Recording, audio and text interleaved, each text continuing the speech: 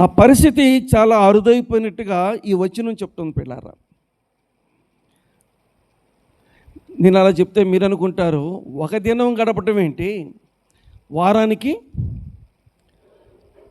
చెప్పండి పర్లేదు, వారానికి 4 గంట, వారానికి 4, లేకపోతే పురుషులు వేసుకుంటే వారానికి 3 మనం గడుపుతూనే ఉన్నాం కదా. ఇంకా ఒక దినం గడపటం ఏంటి, ఆ లెక్కలు అయితే వారానికి 3 దినాలు గడుపుతున్నాం కదా. స్త్రీలు అయితే వారానికి 4 దినాలు గడుపుతున్నారంటే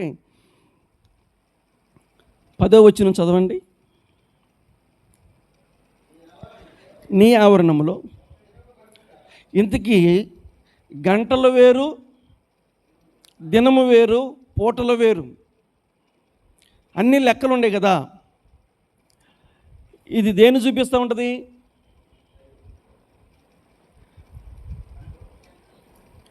పోనీ ఇది మీకు అర్థమైపోతే అదేని చూపించింది. ఇంకా కావాలంటే అదేం చూపిస్తూ ఉంటుంది? పిల్లరా,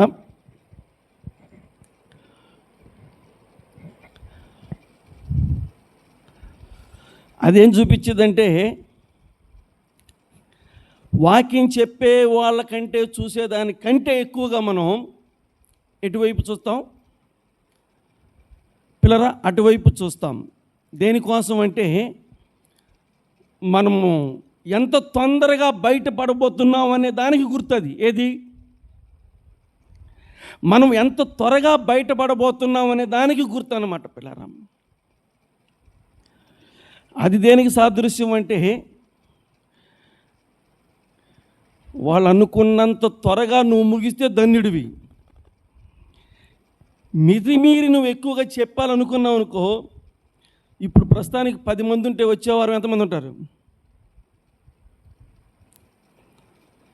మనుషులకు లెక్కలు వచ్చే ఉంటాయి. ఇప్పుడు 10 మంది ఉంటే వచ్చేవారు ఎంతమంది ఉంటారంటే సంఖ్య ఏమైంది? ఇంకొంచెం తగ్గిద్ది పిల్లరా. ఇవన్నీ దానికి సాదృశ్యంగా ఉన్నాయి. సెకండ్లు, నిమిషాలు, గంటలు చూపించేది అన్నమాట ఇది.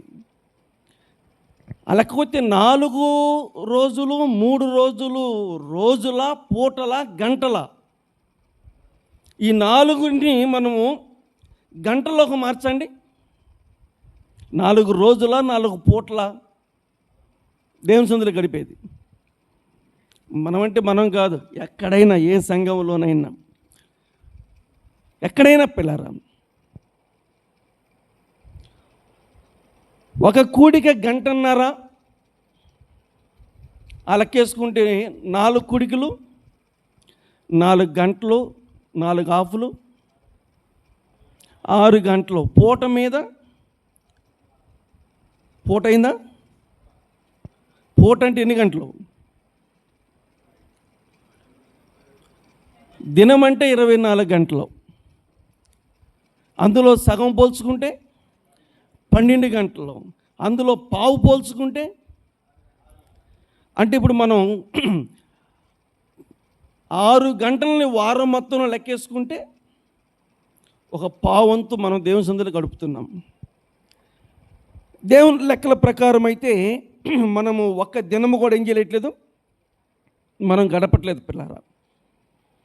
ఒక్క దినము కూడా మనం సంపూర్ణంగా దేవుని సందులో గడపట్లేదు. భక్తులు చెప్పే మాట ఏంటంటే, నీ ఆవరణములో ఒక్క దినము గడుపుతాం. దినం అంటే 24 గంటలు. 24 గంటలు పిల్లరా గడపగలిగితే ఎంత దీవెనో, గడపగలిగితే ఎంత ఆశీర్వాదమో, ఎంత శ్రేష్టమో. దానికి దేవుడు కట్టేటువంటి వడ్డీ ఎంతంటే 1000 దినాలంతా దాని యొక్క విలువనెత్తున్నాడంట పిల్లరా. కాకపోతే మనం ఉన్నటువంటి దినాలు అంత సమయము ఆయన దగ్గర గడపటానికి మనకు అవకాశం కనపడతలేదు. ఒకసారి గడిపి చూడండి, దాని ద్వారా మనకి ఏమైనా మేలు ఉంటుందేమో. ఇంకా ఆదివారం షెడ్యూల్ చూడాలంటే అది మరీ దారుణంగా ఉంటుంది. ఆదివారం షెడ్యూల్ ఎలా ఉంటుందంటే ఇక అంతా కూడా అదరా బెదరగా ఉంటుంది పిల్లారా, హడావుడిగా ఉంటుంది, అంతా హడావుడిగా ఉంటుంది అన్నమాట ఆదివారం కూడా. భక్తులు పూర్వకాలంలో ఉన్నటువంటి భక్తులు, వాళ్ళు భక్తులుగాను వాళ్ళు మహాభక్తులుగాను ఎందుకు వాళ్ళు అంత పేరు ప్రఖ్యాతులు గాంచి ఇలాంటి మంచి గ్రంథములో వారి గురించినటువంటి మాటలు వారి పేర్లు రాయబడిందంటే మనకలాగా నిమిషాలు గంటలు వాళ్ళు దేవుని సన్నిధిలో గడపల. వాళ్ళు ఎలా గడిపారు? వాళ్ళు చెప్పినట్టుగానే ఆయన ఆవరణములో రోజులు వాళ్ళు గడిపారు పిల్లరా. పాత నిబంధన కాలములో భక్తులు అనబడిన వారందరూ కూడా ఎలా గడిపారంటే రోజులు వాళ్ళు గడిపారు. మన వల్ల కావట్లా, మనం ఎంత ప్రయత్నం చేసినా అంత పని మనం చేయలేకపోతున్నాం. దేవుని సన్నిధిలో రోజులు గడపాలా, దేవుని సన్నిధిలో వారాలు గడపాలా, దేవుని సన్నిధిలో అలా గడపాలా అంటే గడిపితే దాని యొక్క మేలు అలాగే ఉంటుంది పిల్లరా. నీ ఆవరణములో ఒక్క దినము గడుపుట 1000 దినాల కంటే శ్రేష్టమని ఇక్కడ బైబిల్ గ్రంథంలో మనం చూస్తూ ఉన్నాం. భక్తిహీనుల గుడారములో నివసించుట కంటే నా దేవుని మందిర ద్వారమునొద్ద ఉండుట నాకు ఇష్టమని చెప్తున్నాడు పిల్లారా. భక్తిహీనుల గుడారములో నివసించుట కంటే, ఆ లెక్కకొస్తే దేవుని ఆవరణం దేవుని మందిరాన్ని మినహాయిస్తే ఇక మిగతా స్థలాలన్నీ దేంతో పోల్చుకోవచ్చు? మీరే చెప్పాలి. మిగతా ప్రాంతాలన్నీ మనం దేంతో పోల్చుకోవచ్చు? వాడలో ఉన్నటువంటి పావురం బయటికి వెళ్ళి మళ్ళా లోపలికి వచ్చేంత వరకు తన అరికాలు అంటే పావురం యొక్క అరికాలు వాడలో నుంచి బయటకు వచ్చింది మొదలు మరలా తిరిగి లోపలికి వెళ్ళేంత వరకు తన అరికాలు ఎక్కడ కూడా మోపటానికి ఏం చేయలేదు, అది ఇష్టపడలేదు పిల్లారా. ఒక పావురం ఆత్మలేని పావురం, ప్రాణం మాత్రం ఉంది అంతే. అలాంటి ఒక పావురం, ఒక చిన్న పక్షి వాడలో నుంచి బయటకు వచ్చి మరలా తిరిగి వాడలోకి వెళ్ళేంత వరకు తన అరికాలు ఎక్కడ మోపబడని కారణం ఏంటంటే ఎక్కడ మోపినా నేనేమైపోతాను, ఎక్కడ మోపినా నాకున్న అతి ప్రాముఖ్యమైన ఘనత ఏమైంది? పావురమా నిష్కలంకురాలా? పావురం బలికి ప్రయోజనకరమైన పవిత్రమైన పక్షి. యేసుక్రీస్తు రక్తములో కడగబడినటువంటి మనము పెట్టబడిన అతి ప్రాముఖ్యమైన పేరేందంటే చెప్పాలి, ఏర్పరచబడిన వంశం. అమ్మ అది మీరు పూర్తి చేయాల్సిందే.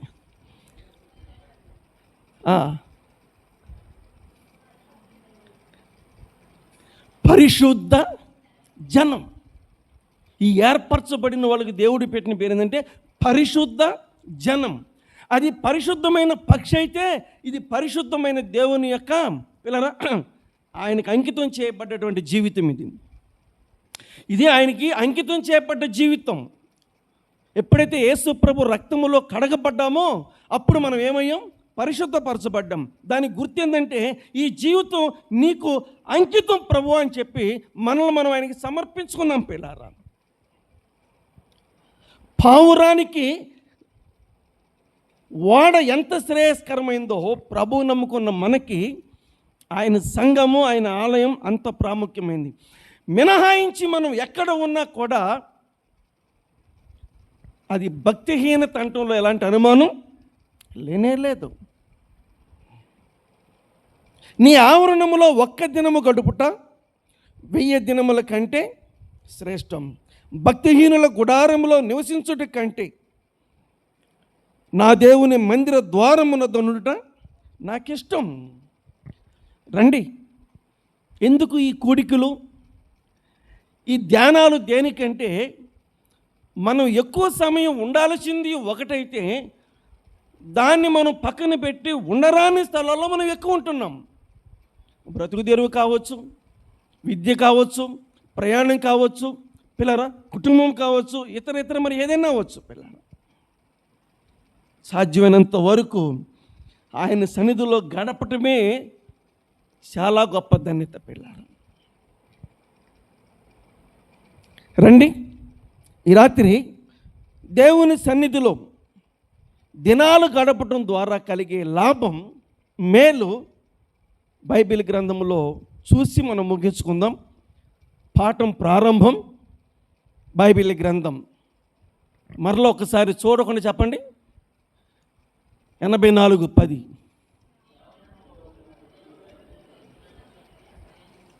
చాలా సంతోషం, మీకు అందరికి వందనాలు. పిల్లలు నిర్గమాకాండం 24వ అధ్యాయం 18వ వచనం. బైబిల్ గ్రంథంలో నిర్గమాకాండం 24వ అధ్యాయం 18వ వచనం. అందుకామె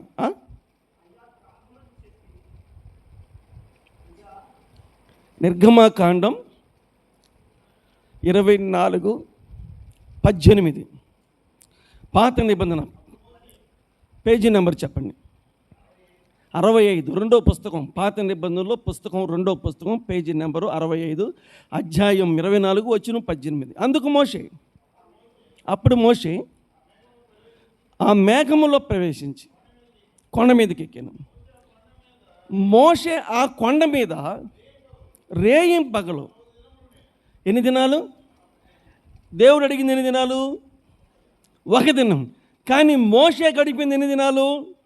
40 దినాలు. దేవుడు అడుగుతున్నాడు, ఒక్క దినము గడపండి నా దగ్గర అని అడుగుతున్నాడు. పిల్లారా మోషే ఏం చేశాడంటే 40 దినాలు దేవుని సన్నిధిలో గడిపేశాడు. మనందరికీ తెలిసి సందర్భం. మోషే 40 దినాలు దేవుని సన్నిధిలో గడిపాడు. మోషే 40 దినాలు దేవుని సన్నిధిలో గడిపినంత కాలం అతడు పొందిన అనుభూతి, అతడు పొందిన ఆత్మీయ ఎదుగుదల, అతడు దేవుని దగ్గర నేర్చుకున్న అతి గొప్ప సంగతులు ఈ రాత్రి కొద్దిగా మనం ఆలోచన చేద్దాం. పిల్లారా ఒక దినము గడిపితేనే 1000 దినాలంత శ్రేష్టమని దేవుని వాక్యం చెప్తుంటే, అలాంటిది రమారమి 40 దినాలు గడిపాడు మోషే. ఈ 40 దినాలు మోషే దేవుని సన్నిధిలో గడిపి తాను ఎంత ఆత్మీయంగా దేవుని యొక్క ఆశీర్వాదాలు పొందాడో దైవ గ్రంథములో రాయబడిన మాట. పిల్లారా నిర్గమాకాండం 32వ అధ్యాయం, నిర్గమాకాండం 32వ అధ్యాయం 6వ వచనం. మరునాడు, రెండో పుస్తకం, పాత నిబంధన, పేజీ నెంబరు 72, అధ్యాయం 32 వచ్చిన వారు.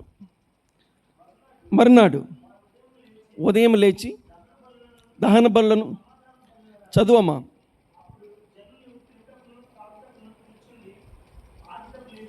7వ వచనం. యెహోవా ఏమన్నాడు? ఎల్లు, నీ ప్రజలు ఏమయ్యారు? చెడిపోయి ఉన్నారని చెప్తున్నాడు. దేవుడు మాట్లాడుతున్నాడు. ఎవరితో? మోషేతో మాట్లాడుతున్నారు. వినాలి, దేవుడి మాటలో మాట్లాడే సమయానికి మోషే ఎక్కడున్నాడు? మోషే ఎక్కడున్నాడు? ఇలా చెప్పనా, 39 దినాలు సంపూర్ణం అయిపోయి 40వ దినం ముగింపుకు రాబోతుంది. పిల్లారా ఈ 40వ దినం ముగింపుకు రాబోయే సమయానికి దేవుడు మోషేతో మాట్లాడుతున్నాడు. నీ ప్రజలు ఏమయ్యారు? చెడిపోయారు అన్నాడు. అంటే లేకపోతే మోషే ఏం కాలేదు? చెడిపోలాం. ఇంతకు మోషే ఎందుకు చెడిపోలేదు? ఈ ప్రజలు ఎందుకు చెడిపోయారు? ఇంతకన్నా ఏం చెప్పాలి? మోషే ఎందుకు చెడిపోలేదు? ఈ ప్రజలందరూ ఎందుకు చెడిపోయారు అంటే, వాళ్ళు దేవుని సన్నిధిలో గడపడానికి బదులు మిగతా పరిస్థితుల్లో వాళ్ళు గడుపుతున్నారు. మోషే మాత్రము దేవుని సన్నిధిలోనే గడుపుతున్నాడు. కాబట్టి దేవుని సన్నిధిలో గడిపిన మోషే చెడిపోలా, భద్రంగా ఉన్నాడు.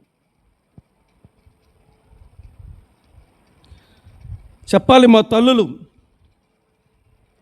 మామిడికాయ పచ్చడి బూజు పట్టిందంటే ఎందుకు?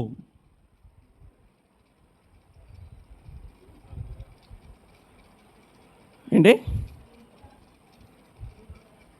పోని కొరింకారం పచ్చడి బూజు పట్టింది ఎందుకో? ఇక పచ్చళ్ళు ఏ అయినా సరే బూజు పట్టిన ఎందుకో? ఎందుకు అంటే సమాధానం చెప్పట్లా, అది కూడా నేనే చెప్తాను. తడి చెంచాన్ని తీసుకెళ్ళి పచ్చడిలో ముంచారంట, అందుకే ఏం పట్టింది? బూజు పట్టింది. ఇప్పుడు బూజు పట్టకుండా అంటే తడి చెంచానా పొడి చెంచా పెట్టాలా? ఏం చెప్పాలి పిల్లరా? ఇక్కడ బైబిల్ గ్రంథంలో ఎందుకు మోషే బాగున్నాడు, ఎందుకు ఇశ్రాయేలీయులకి ఆ పరిస్థితి ఏర్పడిందంటే, మోషే దేవుని సన్నిధిలో ఉన్నాడు పిల్లరా. మోషే దేవుని సన్నిధిలో ఉన్నాడు కాబట్టి మోషే చెడిపోకుండా ఎలాగున్నాడు, పాడోకోకుండా ఎలాగున్నాడు, భద్రంగా ఉన్నాడు, పవిత్రంగా ఉన్నాడు, పరిశుద్ధంగా ఉన్నాడు పిల్లరా. ఆశ్చర్యకరమైన సంగతి ఏంటంటే 10వ వచనం 32:10 చదువుమా.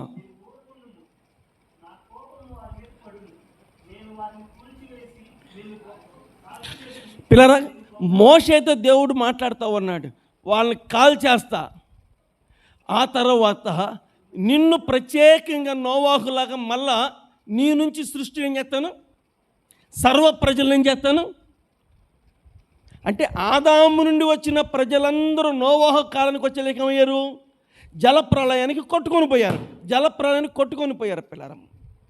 ఇప్పుడు నోవాహు నుంచి వచ్చినటువంటి సంతానం అంతటిని వినాలి వాక్యం, లేకపోతే ఇశ్రాయేలీయులు అనబడిన వారు, ఐగుప్తు నుంచి వచ్చిన వారు అందరినీ నేను కాల్ చేసి మళ్ళీ నీ నుంచి జనాభాని ఏర్పాటు చేస్తానని చెప్తూ ఉన్నాడు.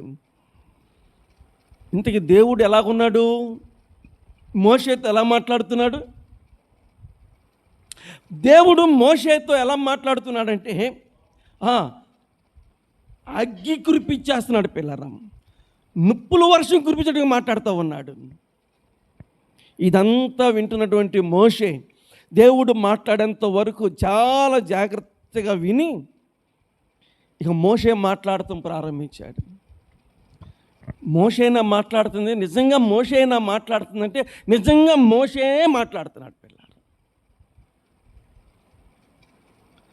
మోషే మాట్లాడుతున్నాడంటే మోషే మాట్లాడాడు. ఎంత బాగా మాట్లాడాడంటే, ఎంత వివరంగా మాట్లాడాడంటే, ఎంత సాఫ్ట్గా మాట్లాడాడంటే, ఎంతగా ఎదుటి మనిషిని కరిగించేలాగా మాట్లాడాడంటే, మోషే మాట్లాడే ప్రతి మాటకి అంత హై పవర్లో ఉన్న దేవుడేమయ్యాడు, ఒక్కసారి తగ్గుమొహం పట్టేశాడు పిల్లారా. దేవుడు మోషే మాట వినేను అని ఉంది అక్కడ. నేను ఏదైతే చేస్తానని చెప్పన్నాడో దేవుడు ఆ పని చేయకోకుండా మోషే ఏం చేశాడు, ఆపివేశాడు. రండి, ఇంత దేవుని తీక్షణమైన కోపాన్ని మోషే ఎలా తగ్గించగలిగాడు? నిజంగా ఆ సమయానికి ఎంత లేకపోయినా కొంతమంది అయినా కాలు బూడిది కావాలి, అలాంటి ప్రాణ నష్టం అనేది ఏమాత్రం ఏ యొక్క ప్రదేశంలో కూడా లేదు అక్కడ. అంత పెద్ద పెను ప్రమాదాన్ని మోషే ఆపివేశాడు తాను నేర్చుకున్న మాటల ద్వారా పిల్లలు. లేకపోతే ఈ 32వ అధ్యాయంలో దాదాపుగా ఇశ్రాయేలీయులు నామరూపాలు లేకుండా కాలి బూడిది కావాల్సిన వాళ్ళు. రండి, ఇది ఎవరు గొప్పతనమో మీరు చెప్పాలి. ఇంత ప్రమాదం తప్పించడానికి ఎవరు కారుకులో మీరు చెప్పాలి పిల్లారా. దైవ గ్రంథం యోనా గ్రంథం 1:1-2, యోనా గ్రంథం 3వ అధ్యాయం 4వ వచనం, యోనా గ్రంథం 3వ అధ్యాయం 10వ వచనం, యోనా గ్రంథం 1:1-2. యెహోవా వాక్కు అమిత్తయ్య కుమారుడైన యోనాకు ప్రత్యక్షమై ఏమని సెలవిచ్చాడు? నినేవి పట్టణస్థుల దోషం నా దృష్టికి ఘోరమైంది కనుక నీవు చాలండి నీవు లేచి నినేవి పట్టణానికి వెళ్ళి, పేజీ నెంబర్ చెప్పమ్మ ఒకసారి, 769 పాత నిబంధనలో పేజీ నెంబర్ 762.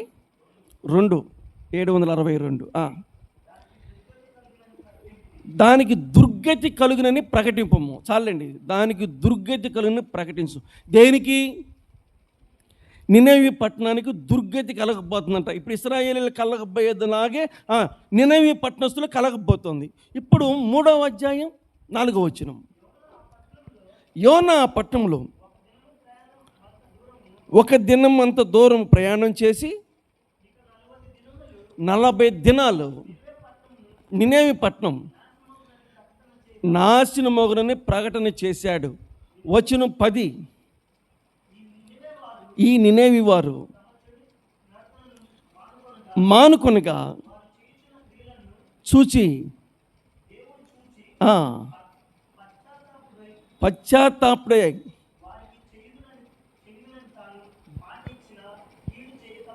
చాలండి. అంటే ఇప్పుడు 32వ అధ్యాయానికి యోనా గ్రంథంలో ఉన్న 3వ అధ్యాయానికి ఏమన్నా తేడా ఉందా? రెండు ఒకటేనా? వాళ్ళకి దుర్గతి కలుగునని ప్రకటన చేయమన్నాడు.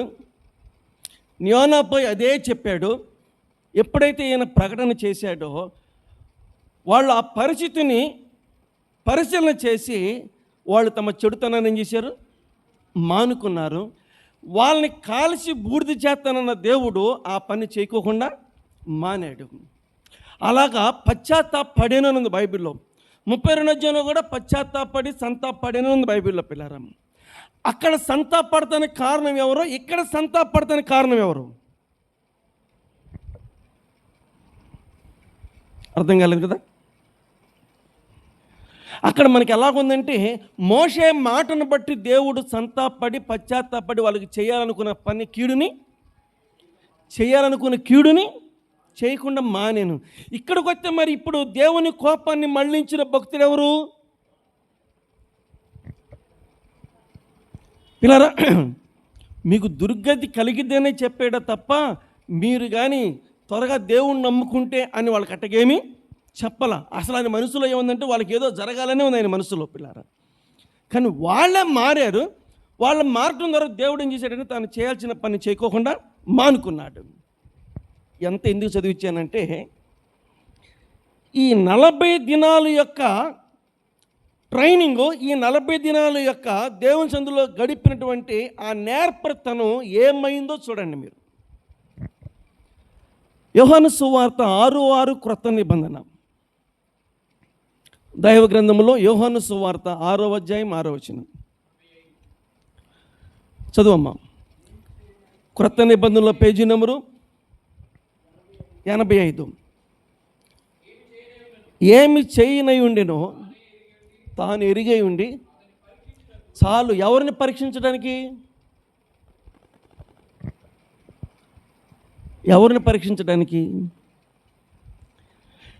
దేవుడు ఎవరిని పరీక్షిస్తున్నాడు ఇక్కడ? మోషేని పరీక్షిస్తూ ఉన్నాడు. ఈ 40 దినాలు నా దగ్గర నేర్చుకున్న దాన్ని అతడు ఎంతవరకు అర్థం చేసుకొని దానిలో అతడు అనుభవాన్ని సంపాదించాడో చూద్దామని చెప్పి ఆయనే కావాలని చెప్పి, నేను ఇశ్రాయేలుని కాల్చేస్తాను, నీలో నుంచి జనాలను రప్పిస్తాను, నువ్వు తప్పుకో అని చాలా డీమని చాలా కోపంతో దేవుడు మాట్లాడాడు. పిల్లారా, మోషే అసలుకి ఈ 40 రోజులు నా దగ్గరుండి నేను చెప్పిన పాఠాలు అతడు గమనించాడా లేదని చెప్పి దేవుడు ఫిలిప్పుని కాదు, ఎవరిని? మోషేని పరీక్షించాడు. పిల్లారా, అప్పుడు మోషే ఈ 40 రోజులు దేవుని దగ్గర నేర్చుకున్నటువంటి పాఠాన్ని అతడు గ్రహించి, ఇశ్రాయేలు ప్రజలు నాశనం చేయొద్దు ప్రభు అని దేవునికి విన్నవించుకొని ఆ కోపాన్ని మళ్లించాడు. ఎవరు? ఇప్పుడు నేను ఎందుకు ఎంత చెప్పుకొచ్చానంటే, ఎందుకు మనం దినదినాలు దేవుని దగ్గర గడపాలి అనంటే, మనలో ఉన్న ఆవేశం, కోపం, తొందరపాటుతనం, కీడుకు ప్రతి కీడు, లేకపోతే అపకారం, ఇలాంటి అన్నీ కూడా మన నుంచి బయటకు పోవాలి అంటే మనము ఎంతగా ఉపవాసాలు ఉండి ప్రార్థన చేసినా, ఎంతగా ఏడిచి ప్రార్థన చేసినా పెద్ద పెద్ద సేవకుల ద్వారా నెత్తి మీద బైబిల్ పెట్టి ప్రార్థన చేయించుకున్న పిల్లరా ఇవన్నీ బయటకు పోవు. ఇవన్నీ బయటకు పోవాలి అంటే మనము దినదినాలు దేవుని దగ్గర ఏం చేయాలి? గడపాలి పిల్లరా. మనం ఎంతగా దేవుని దగ్గర గడుపుతామో అప్పుడు మనలో ఉన్న అతి భయంకరమైన పరిస్థితులన్నీ బయటికి వెళ్ళిపోతాయి. అందుకోసం మనం దేవుని దగ్గర గడపాలనేది. ఈ 40 దినాలు మోషే దేవుని దగ్గరికి గడపకపోతే ఇశ్రాయేలీయుని ఐగుప్తుడు కొట్టగా మోషే ఏం చేశాడు? చూశాడు. అప్పుడు మోషే రక్తం ఏమైంది? ఉడికిపోయింది. అప్పుడు ఐగుప్తుని లాగి కొడితే వాడు ఏమయ్యాడు? చనిపోయాడు పిల్లారా. ఆ రకమైన తొందరపాట్లు మన జీవితంలో జరగకుండా ఉండాలి అంటే మనము భక్తిహీనుల గుడారాల్లో లోకములో అనేకమైన స్థలాల్లో గడపడం కంటే దేవుని సన్నిధిలో గడిపితే ఇదిగో ఈ రకమైనటువంటి మనం తొందరపడకపోయినా ఎవరైనా ఎదుటోళ్ళు తొందరపడినా ఆ తొందరపాటు ద్వారా కలిగే నష్టాలని మనం గమనించి ఆ నష్టాలు రాకుండా ఏం చేయగలుగుతాం? మనం ఆపగలుగుతాం పిల్లారా. ఇలా ఆపగలిగింది ఎవరయ్యా అంటే ఎవరు ఎక్కువగా దేవుని సన్నిధిలో గడుపుతారో వాళ్ళు మాత్రమే దాన్ని ఆపగలుగుతారు. దేవుని సన్నిధిలో గడపలేని వాళ్ళు మనం తొందరపడతాం, ఎదుటోళ్ళు కూడా తొందరపడేలాగా చేస్తాం. ఆ తర్వాత పెను ప్రమాదాలు జరిగే అవకాశాలు ఉంటాయి. ఎందుకు పని పాటలు మానుకొని అన్నీ మానుకొని ఆయన దగ్గర గంటల రోజులు తరపుడు కూర్చోవాలి? ఎందుకనంటే ఎంత ప్రభువుని నమ్ముకున్నా ఇంకా మనలో కొన్ని బయటకు పోవాల్సినవి పోకోకుండా అవి కలుపు మొక్కల్లాగా ఏం చేస్తున్నాయి? పెరుగుతున్నాయి మనలో. ఆ కలుపు మొక్కలను మనం తీసేసుకోలేకపోతున్నాం. మనం వల్ల కావట్లేదు పిల్లారా. 40 రోజులు మోషే దేవుని సన్నిధిలో గడిపాడు. అసలు నేను చెప్పిన పాఠాలు ఏమన్నా పారినయా లేదా, ఆయనలో ఏమన్నా నిలబడ్డాయా లేదా అని దేవుడే కావాలని ఆ రకంగా పరిశీలన చేశాడు. మోషే ఏదో అడ్డుపడి ఆపినట్టుగా మనకు కనపడుతుంది అక్కడ. ఇలా చెప్పనా, దేవుడు అంత దీర్ఘశాంతుడు ఇంకెవరు లేరు. దేవుడు అంత గొప్ప దీర్ఘశాంతుడు పిల్లరా. ఆ గొప్ప దీర్ఘశాంతం కలిగిన దేవునికి మనం సలహాలు చెప్పాలి, మనం ఆలోచనలు ఇవ్వగలుగుతామని అడుగుతున్నాను నేను. అది సాధ్యమేనా? అంటే దేవుడు మానవుల దగ్గర సలహాలు తీసుకున్నంత అసమర్థుడా? కాదు పిల్లారా. ఆ రకంగా మనం ఆలోచన చేయడం చాలా తప్పు. మనం దేవునికి సలహాలు ఇవ్వగలిగినంత గొప్పవాళ్ళం కానే కాదు. కాబట్టి ఆయన దగ్గర గడిపినందుకు అద్భుతమైన ఫలితాన్ని మోషే సాధించాడు అని మనోళ్ళు కోచింగ్ సెంటర్లకు వెళ్తున్నారు. దేనికో కోచింగ్ సెంటర్లు దేనికో.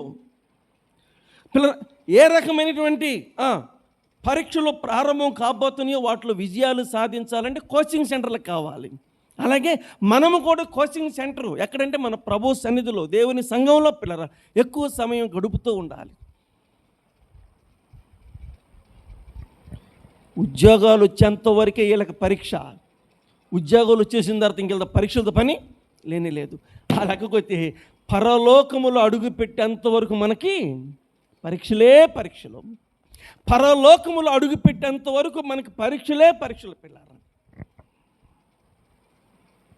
విశ్వాసికి ప్రతిరోజు పరీక్ష, విశ్వాసికి ప్రతిరోజు పరీక్ష పిల్లారా. మోషే ఈ 40 రోజులు పెట్టిన పరీక్షలో ఏమయ్యాడు? అద్భుతమైన విజయాన్ని సాధించాడు.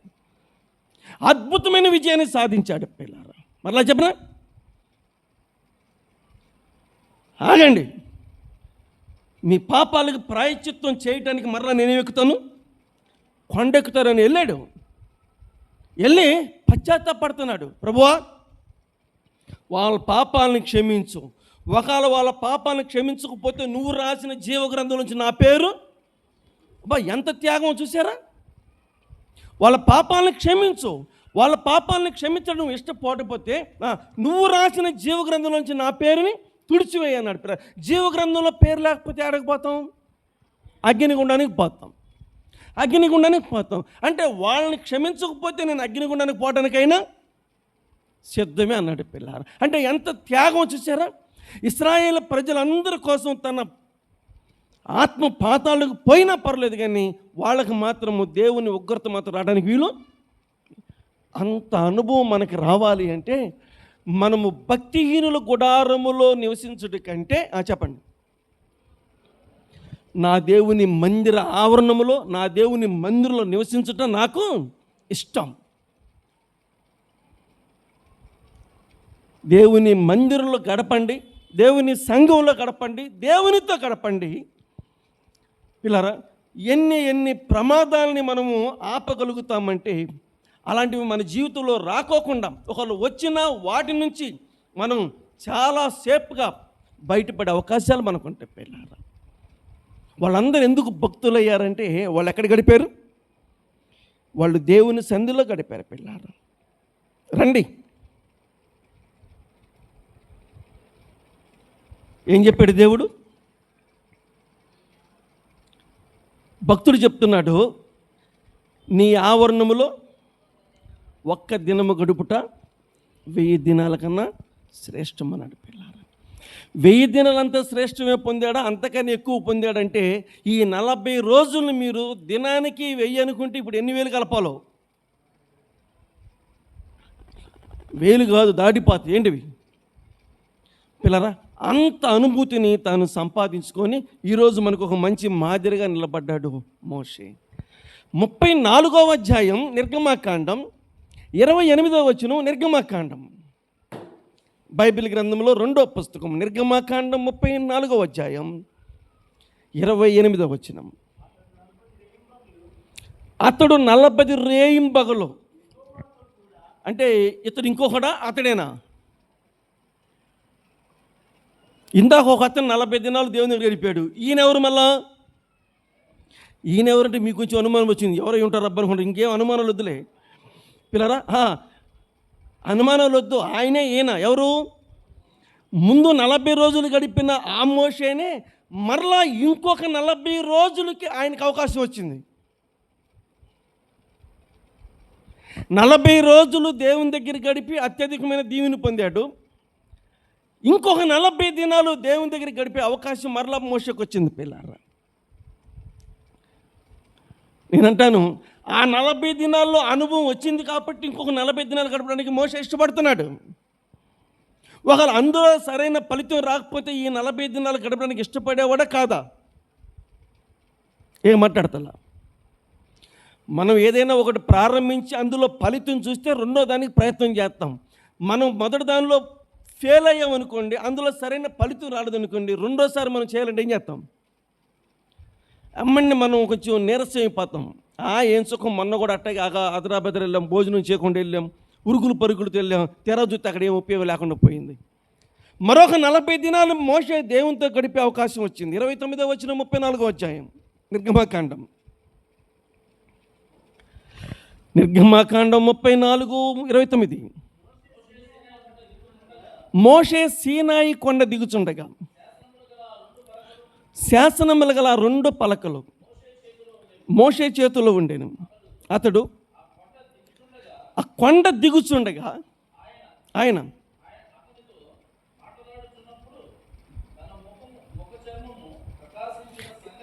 ఎవరు ముఖ చర్మం ప్రకాశిస్తుంది?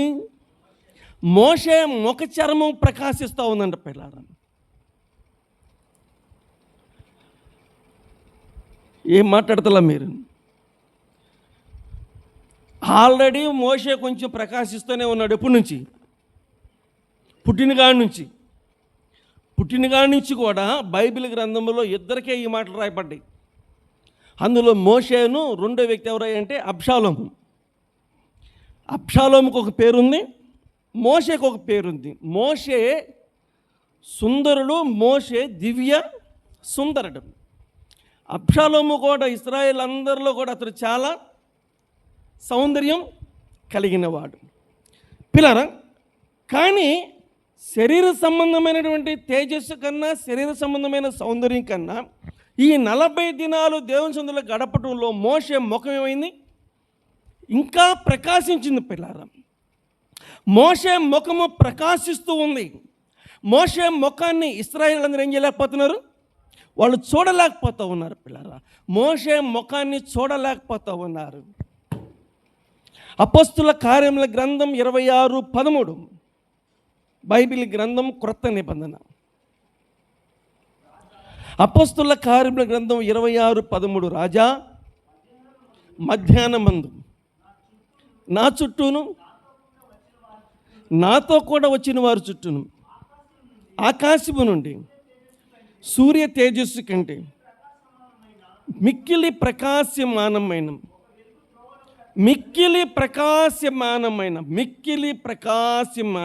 పిల్లారా. ఇంతకు ఎవరు ఆ ప్రకాశమానమైన వెలుగంటే ప్రభువారు. ఆ వెలుగును చూడలేక వీళ్ళందరూ కింద పడ్డారు. సౌలు కళ్ళేవైని 2 పైన పిల్లారా. ఇప్పుడు మనం చదువుకున్న భాగంలో మోషే ముఖం కూడా ఏమవుతుంది? ఆ రకంగానే ప్రకాశిస్తూ ఉంది. మోషే ముఖం ప్రకాశిస్తూ ఉంది పిల్లారా. మీరు కామెంట్లు పెట్టి నన్ను ఏమనకపోతే మాట చెబుతా. మీరు పెట్టేదే, మీరు అనేది. ఈనాడు కూడా చాలామందికి ఒక ఆశ, నా మొహం ఎప్పుడు ఎలా ఉండాలి? మరలాడుతున్నా, నా మొహం ఎప్పుడు ఎలా ఉండాలి? ఏ వయసులో? చిన్నప్పుడు ప్రకాశించావు, యవ్వన కాలంలో కూడా ప్రకాశించావు అనుకుందాం.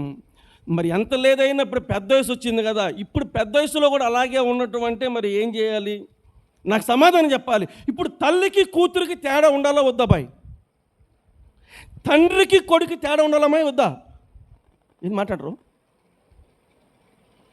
ఈయన తండ్రి అని, ఈయన కొడుకని, ఈమె తల్లని, ఈమె కూతురని ఆ కొంచెం వ్యత్యాసం చూపించాలా వద్దా? అలా వద్దా? అన్నదమ్ములు అనుకోవాలా తండ్రి కొడుకుని చూసి? వీళ్ళ గురించి అక్క చెల్లెలు అనుకోవాలా?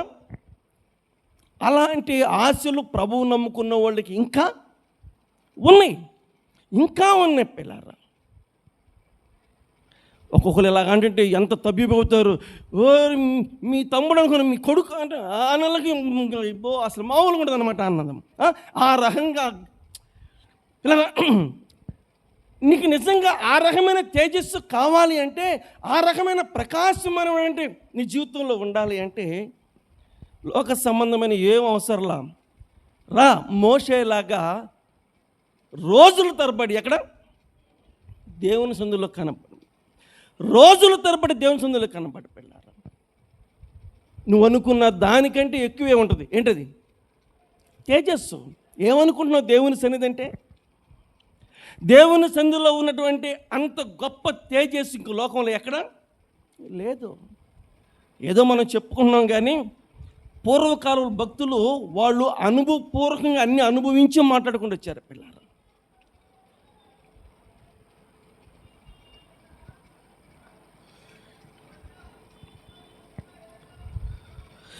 దేవాని ఆవరణం నాకెంతో శ్రేయస్కారం, దేవాని ఆవరణం నాకెంతో శ్రేయస్కారం, ఒక దినము ఇచట గడుపుట మేలు 1000 దినముల కంటేను, ఒక దినము ఇచట గడిపిన మేలు 1000 దినముల కంటేను, దేవాని ఆవరణం అద్భుత కార్యములు జరిగించు దేవుడవు, అద్భుత కార్యములు జరిగించు దేవుడవు, అనవరతముని మహిమను పొగడా ఆత్మతో నింపుమయా, ఆత్మతో సత్యముతో ఆరాధించెదా మనసుతో, ఆత్మతో సాధ్యముతో ఆరాధించెదా మనసుతో. అల్ఫా ఒమేగాయో ఆత్మ ఆనందించెదని నీలో, దేవాని ఆవరణం నాకెంతో శ్రేయస్కరం. ఒక దినము ఇచట గడిపిన మేలు వేయి. రెండో అనుభవం సంపాదించాడు ఎవరు? మోషే. ఎక్కడ గడిపి? దేవుని సందులో గడిపి. పిల్లారా, ఇంతకి దేవుని సందులో గడిపితే ఉందా ఆనందం, ఇశ్రాయేల్ ప్రజలతో గడిపితే ఉందా ఆనందం? మీరు చెప్పండి పిల్లారా. దేవుని సందులో గడిపి 2 రకాల దీవెనలు మనం చూసాము. ఇశ్రాయేలుతో గడిపి ఉండ విలువల్ని కోల్పోయినటువంటి మోషేగా చూస్తున్నాం. మోషే కొన్ని కాని మాటలు మాట్లాడాడు. ఎవరు? మోషేనే. కాని మాట మాట్లాడటానికి ఎంత ప్రయత్నం చేసినా వల్ల కాలేదు. కానీ ఇప్పుడు కాని మాటలు మాట్లాడేశాడు. దీనికి కారణం ఏంటంటే, దేవునితో గడపటానికి కంటే ఇశ్రాయేల్ ప్రజలతో గడపటంలో ఏమైపోయాడు? బలహీనుడు అయిపోయాడు. పిల్లారా రండి, ఎవరితో ఎంతసేపు ఎక్కడ మనం గడపాలో గడిపి తదుపరి ఎక్కువ సమయం ఎక్కడ గడుపుదాం చెప్పాలి. తదుపరి ఎక్కడ గడుపుదాం? పిల్లారా,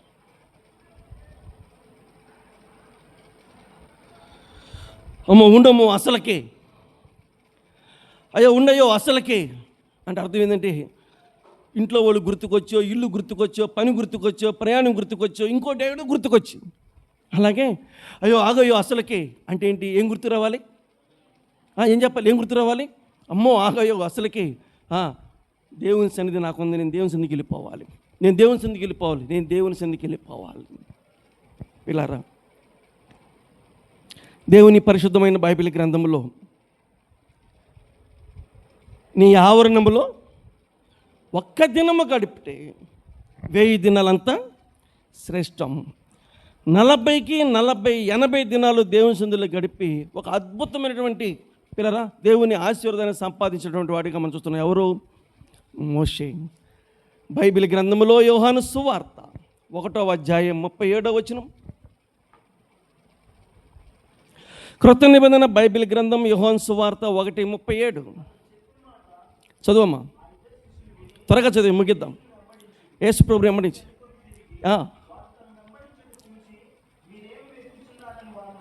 అడగగా వారు ఏం చెప్పాడు? వచ్చి చూడుడి అన్నాడు. వాళ్ళు యేసు ప్రభు ఎక్కడైతే కాపురం ఉన్నారో వీళ్ళు ఏం చేశారు? చూశారు. అక్కడ రాయబడిన మాట చదవండి ఇప్పుడు. చూచి వాళ్ళు అక్కడికి బస చేశారంటండి. యేసు ప్రభు దగ్గర ఏం చేశారు? గడిపారు. టైం ఎంత అయిందమ్మా? ఇప్పుడు కదయ్యో భలే ఉన్నారు. అప్పుడు టైం 4 అయిందంట. అప్పుడు టైం 4 అయిందంట. అంటే ఎప్పుడు వెళ్ళారు వీళ్ళు? ఉదయాన్నే వెళ్ళారు. ఎప్పుడు దాకా గడిపారు? 4 గంటల దాకా గడిపారు. పిల్లరా, ఆ మాత్రానికి ఆ ఇద్దరిలో ఒక వ్యక్తికి వచ్చినటువంటి గొప్ప ఘనత ఏంటంటే, ఆ ఇద్దరిలో ఒక వ్యక్తికి వచ్చిన అత్యధికమైన ఘనత ఏంటంటే, ప్రకటన గ్రంథం 4వ అధ్యాయం 1వ వచనంతో ప్రార్థన చేస్తున్నాను నేను. ప్రకటన గ్రంథం 4వ అధ్యాయం 1వ వచనం. ఈ సంగతులు జరిగిన తర్వాత నేను చూడగా అదిగో పరలోకములో ఒక తలుపు తెరవబడి ఉంటే చూచితిని. ఎక్కడికి ఎక్కి రా, జరగబోయే సంగతుల్ని నేను నీకు చూపిస్తా. ఏమండి, ఇక్కడికి ఎక్కి రా. ఎక్కడికి? భూమి మీద ఉన్నటువంటి ఈ శిష్యుడైన యోహాను ఎక్కడికి వెళ్తున్నాడు? పరలోకానికి ఎక్కి వెళ్తున్నాడు. పిల్లరా, ఒక వ్యక్తి పరలోకానికి వెళ్ళాలంటే ఏం కావాలి? రక్త మాంసములు దేవుని రాజ్యాన్ని స్వతంత్రించుకొనే నేరం. ఒక వ్యక్తి పరలోకానికి వెళ్ళాలంటే ఈ దేహాన్ని ఏం చేయాలి? విడిచిపెట్టాలి. ఈ దేహాన్ని విడిచిపెట్టాలంటే చచ్చిపోవాలి. చచ్చిపోయిన తర్వాతే పరలోకానికి వెళ్తాం. కానీ ఇక్కడ చచ్చిపోకోకుండానే ఇక్కడికి ఎక్కి రా అని చెప్పి పరలోకానికి తీసుకొని వెళ్ళి పరలోకం అంతటిని ఎవరికి చూపించారు? శిష్యుడైన యోహానికి చూపించాడు. ఇంతకీ మోషే కంటే గొప్ప అనుభవం సంపాదించాడు ఎవరు? ఇంకా మోషే వెళ్ళలా ఎక్కడికి? పరలోకానికి. కానీ పరలోకం అంతా చూసి ఆ పరలోకాన్ని వివరించిందే ప్రకటన గ్రంథం. ఈరోజు క్రైస్తవులందరికీ బలమైన ఆధారం ఏంటంటే ప్రకటన గ్రంథం. అదే మన నిరీక్షణ, అదే మన నమ్మకం, అదే మన విశ్వాసం. మనల్ని ఎక్కడ తీసుకెళ్ళిద్దని? పరలోకానికి తీసుకెళ్ళిద్దని పిల్లలు. ఆ పరలోకాన్ని చూసి రాసిన భక్తుడు ఎవరంటే శిష్యుడైన యోహాన్. ఆయనకి ఎందుకు అవకాశం దొరికిందంటే ఒక్క దినం గడిపాడు. ఎక్కడ? దేవుని సన్నిధిలో. దేవుని సన్నిధిలో ఒక్క దినం గడిపాడు పిల్లరా. దానికి 1000 రెట్లు కాదు, ఎంత పొందాడో మీరు ఒక్కసారి అర్థం చేసుకుని పిల్లలు. ఆ పరలోకం అంతా చూసే ధన్యత ఆ బిడ్డకి దక్కింది. రండి, భక్తులందరూ దేవుని సన్నిధిలో గడిపి ఆ రకమైన దేవుని ఆశీర్వాదాలు పొందుతూ ఉండగా మనమేను వచ్చిన కాడి నుంచి పిల్లరా చాలా పనులు పెట్టుకుని వస్తుంటాం. మనసు గలిబిలిగా ఉంటుంది. చాలా పనులు పెట్టుకొని వచ్చేసి మనం ఏం చేయలేం? దేవునికి వాక్యాన్ని మనం వినలేం పిల్లారా. ప్రశాంతంగా దేవుని సన్నిధికి వచ్చి దేవుని సన్నిధిలో గడుపుదాం అనుకుంటే ఈ లోకంలో ఉన్న పనులు, మన ఆర్థికాలు, మన పనులు, మన ఉద్యోగాలు మనల్ని ఎంత తొందర చేస్తూ ఉన్నాయో. ఈ తొందరలో ఉన్నంతకాలం అంత గొప్ప అనుభూతిని మనం ఏం చేయలేం? పొందలేం. దేవుని సన్నిధిలో గడపటానికి ప్రభు దగ్గర అడుగుదాం. అక్కడ చూడండి, అయిపోయింది. అయ్యా, నీ సన్నిధిలో గడిపే అవకాశం నాకు దయచేయి నాయన. ఇది అడుగుదాం. చాలా అడుగుతాం. మోకరించామంటే ఎన్ని గుర్తుకొస్తాయో. మళ్ళీ మర్చిపోయి మళ్ళీ వెనక్కి పోయి మళ్ళీ ముందుకు వస్తాం. మర్చిపోయిన ప్రభా ఏది ఏందో మరి మొత్తానికి మర్చిపోయిన ప్రభాని మళ్ళీ వస్తాం పిల్లలు. నేను కూడా పని చేస్తాను. మధ్యాహ్నం ఆ పని చేసి వచ్చాను, సగం ప్రార్థన చేసి అయిపోయింది, ప్రార్థన ముగించాను, మళ్ళీ ఒకటి మర్చిపోయా, మళ్ళీ వెనక్కిపోయా, మళ్ళీ ప్రభుత్వంలో ప్రార్థన చేశాను పిల్లలు. ఈ రకంగా ఉంటాయి అన్నమాట. ప్రభువా, నీ సంధిలో గడపడానికి ఎక్కువ సమయం గడపడానికి నాకు అవకాశం దయచేయను ఆయన. ఆ రకమైన తీరుబాటు దయచేయను ఆయన. మోషే లాంటి, యోహాన్ లాంటి ధన్యతలు నేను కూడా పొంది ధన్యతను దయచేయను ఆయన అని ప్రభుత్వంలో ప్రార్థన చేద్దాం. తలలోంచండి, కళ్ళు మూసుకోండి. కృపామయుడా, మీ మాటలో మా బ్రతుకు కాలమంతా అనుసరించే వారంగా ఉండడానికి సహాయం చేయమని యేసు ప్రభు నామములో ప్రార్థన చేసి వేడుకుంటున్నాము తండ్రి. ఆమేన్. అందరికీ వందనాలు.